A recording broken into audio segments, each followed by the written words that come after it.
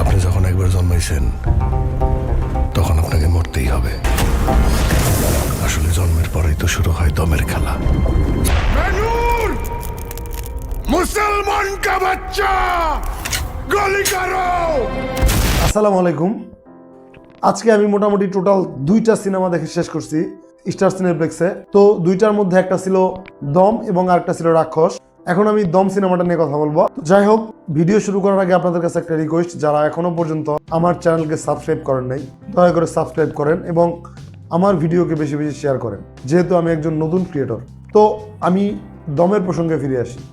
আমি শুরুতেই এই দম সিনেমার টোটাল যে সকল মেম্বার ছিল এই দম সিনেমার সাথে জড়িত, তাদের প্রত্যেকের একটা প্রশংসা করতে চাই। কেননা বাংলা সিনেমার ইতিহাসে এরকম কোনো প্রকার সার্ভাইভাল সিনেমা এখনো পর্যন্ত হয়নি। আমার মনে হয় এটাই এত সুন্দর করে মেক করা বাংলা কোনো একটা সার্ভাইভাল থ্রিলার সিনেমা, যে সিনেমাটা মোটামুটি ভালো একটা সিনেমা, যেটা কোনোভাবেই আমাদের সময়টাকে ঠিক সেভাবে নষ্ট করে না, আমাদের সিনেমা দেখার এক্সপিরিয়েন্সটাকে নষ্ট করে না। কিন্তু এই সিনেমাটা আহামরি কোনো সিনেমাও না যেটা আমাদের বছরের পর বছর মনে থাকবে। ভালো সিনেমা, কিন্তু আমার কাছে এই সিনেমাটা ঠিক ওই লেভেলে উঠতে পারে না যেটা আমি রিপিটেটিভ ভাবে দেখবো, বা এই সিনেমাটাকে আমি উপরের কোনো কাতারে রাখবো। কেন বলছি, আফরান নিশো এই সিনেমাতে অভিনয় করেছেন। আমার মনে হয় আফরান নিশো ছাড়া এই সিনেমাতে বা এই ক্যারেক্টারটাকে ঠিক সেভাবে কেউ এত সুন্দর করে পুল আপ করতে পারতো না। ভাই, আফরান নিশো জাস্ট একটা অ্যাক্টর না, উনি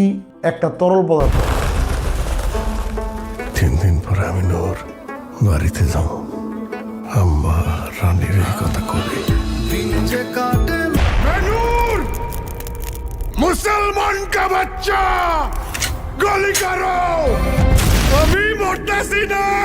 কারণ কেন বলছি, আফরান নিশো এমন একটা মানুষ, তাকে যে ক্যারেক্টারই দেওয়া হোক সে সেই ক্যারেক্টারের সাথে মিশে যায়। এখানে তাকে যে শাহজাহান ইসলাম নূরের ক্যারেক্টারটা দেওয়া হয়েছে, তিনি এই ক্যারেক্টারটাতে জাস্ট ফাটিয়ে দিয়েছেন। এবং তার চাইতে বড় কথা, আমি প্রশংসা করতে চাই এই সিনেমার ভিজুয়াল যিনি ধারণ করেছেন। আপনারা বুঝতেই পারতেছেন আমি কার কথা বলতেছি। ভাই, বাংলা সিনেমাতে এরকম সিনেমাটিক এক্সপেরিয়েন্স অন্য কোনো সিনেমাতে হয়েছে বলে আমার মনে হয় না। এই যে মরুভূমির দৃশ্যগুলো এত সুন্দরভাবে, ল্যান্ডস্কেপ শটগুলো এত সুন্দরভাবে ধারণ করা হয়েছে, ভাই সেগুলো জাস্ট চোখের শান্তি। আপনি যখন একবার জন্মাইছেন তখন আপনাকে মরতেই হবে। আসলে জন্মের পরেই তো শুরু হয় দমের খেলা। দম একবারে ছাইরা দিতে ওরা টাকা চেয়েছে। আমি বলে বুঝাইতে পারবো না, সিনেমা হলে এই জিনিসটা দেখতে ভাই কত ভালো লাগতেছিল। জাস্ট এত সুন্দরভাবে যে ওয়ার্ল্ড বিল্ডিংটা করছে ভাই, এত ভালোভাবে মরুভূমির দৃশ্যগুলো থেকে শুরু করে প্রত্যেকটা সিনেমাটিক শট জাস্ট অসাধারণ। আমি জাস্ট মুগ্ধ হয়ে ওই শটগুলো জাস্ট দেখছি। যে মানুষটা এর পিছনে রয়েছেন তার জন্য অবশ্যই বিগ বিগ থ্যাঙ্কস। তিনি একটা সুপারস্টারের মতো কাজ করেছেন, তার কাজ আমার কাছে খুবই ভালো লাগছে। তারপর এই সিনেমাতে আফরান নিশোর কথা বললাম, সে জাস্ট দুর্দান্ত। সে এত সুন্দরভাবে এই ক্যারেক্টারটা প্লে করেছেন, অসাধারণ। তার পরবর্তী চঞ্চল চৌধুরী, 1 কোটি আফগানি ফর নূর বাংলাদেশ। এই মানুষটার কথাও আলাদা করে বলার নেই। তিনি এই যে ক্যারেক্টারটা পাইছিলেন, হয়তোবা ক্যারেক্টারটা তার জন্য সেরকম না, কিন্তু তিনি এই ছোট্ট একটা ক্যারেক্টারটাও খুব ভালোভাবে পুল আপ করা ট্রাই করছেন। এবং একটা দৃশ্যে জাস্ট তার অভিনয়ে আমি কিছুটা ইমোশনাল হয়ে গেছিলাম, তার সামান্য ছোট্ট একটা ডায়লগে। তারপর পূজাচেরিও অনেকদিন পরে আমার মনে হয়েছে যে একটা ভালো একটা জায়গা পাইছে মোটামুটি, যদিও এখানে খুব বেশি দেওয়ার ছিল তাও না, যতটুকু তিনি পেরেছেন তার মতো করে ট্রাই করছেন। তিনি জাস্ট এই ক্যারেক্টারটাকে মোটামুটি ঠিকঠাকই প্লে করছেন। তার পাশাপাশি আরো একটা ক্যারেক্টার জাহিদ হাসান, তিনি পররাষ্ট্রমন্ত্রীর ক্যারেক্টারটা প্লে করছেন, তিনিও মোটামুটি ঠিকঠাক কাজ করছেন, কেননা তার স্ক্রিন টাইম খুবই কম ছিল। এবং এখানে জাহিদ হাসানের মধ্যে একজন অভিনেতার ঠিক দরকার ছিল কিনা সেটাও আমি বলতে পারি না। তিনি ছাড়া অন্য কোনো একটা লোক এখানে দিলেও হয়তো বা হয়ে যেত। এই ছোট্ট একটা ক্যারেক্টার জন্য এত বড় একটা নাম আমার ঠিক সেভাবে হজম হচ্ছে না। যাই হোক, ওভারঅল এই সিনেমাটা গুড টু ওয়াচ একটা সিনেমা ছিল, কিন্তু কোনো প্রকার মাস্টারপিস ছিল না।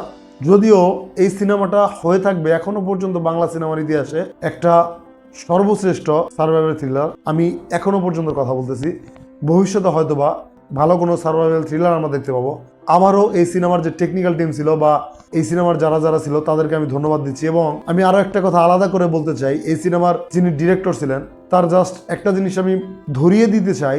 জিনিসটা হচ্ছে যে আপনি একটা সার্ভাইভাল সিনেমা বানাচ্ছেন, সেখানে আপনার যে মূল ক্যারেক্টার তাকে আপনি ঠিক সেভাবে বিল্ড আপ করতে পারেন নাই। কেন পারেন নাই আমি বলতেছি, এখানে আফরান নিশোর যে ক্যারেক্টার সে খুব ভালোভাবে প্লে করছেন, সেখানে কোনো সন্দেহ নেই, কিন্তু তার ক্যারেক্টারের পিছনের যে একটা ইমোশনাল অ্যাঙ্গেল বা ইমোশনাল দিক, এই জিনিসগুলো ভাই কোনোভাবে না আমাদেরকে কানেক্ট করতে পারে না। আমি এই ক্যারেক্টারটার সাথে ফিলই করতে পারি না সেভাবে। যদিও এখানে আফরান নিশোকে খুব ব্রুটালি কষ্ট দেওয়া হচ্ছে এবং আফরান নিশোকে দেখানো হচ্ছে যে তিনি খুব একটা ক্রাইসিস মোমেন্টের মধ্যে আছেন, কিন্তু তারপরেও ওই জিনিসটা না আমাদের ঠিক সেভাবে কানেক্ট করতে পারে না। এটা ভাই খুব বড় একটা ড্রব্যাক এই সিনেমার জন্য। এবং তার সাথে বড় কথা হচ্ছে যে এই সিনেমা যখন শুরু হয়, এই সিনেমাটা ভাই খুবই স্লোভাবে চলতে থাকে, কিন্তু যদিও সেকেন্ড হাফে সেই জিনিসটা কিছুটা টাইট হয়, কিন্তু ওভারঅল ফার্স্ট হাফে এই সিনেমাটা স্লো হওয়ার কারণে কিছুটা সময় লাগে আমাদেরকে এই টোটাল কনসেপ্টটার সাথে কানেক্ট হইতে। যাই হোক, আমি আর বেশি কিছু বলবো না। বাংলা সিনেমার জন্য দম একটা খুবই সুন্দর একটা প্রচেষ্টা।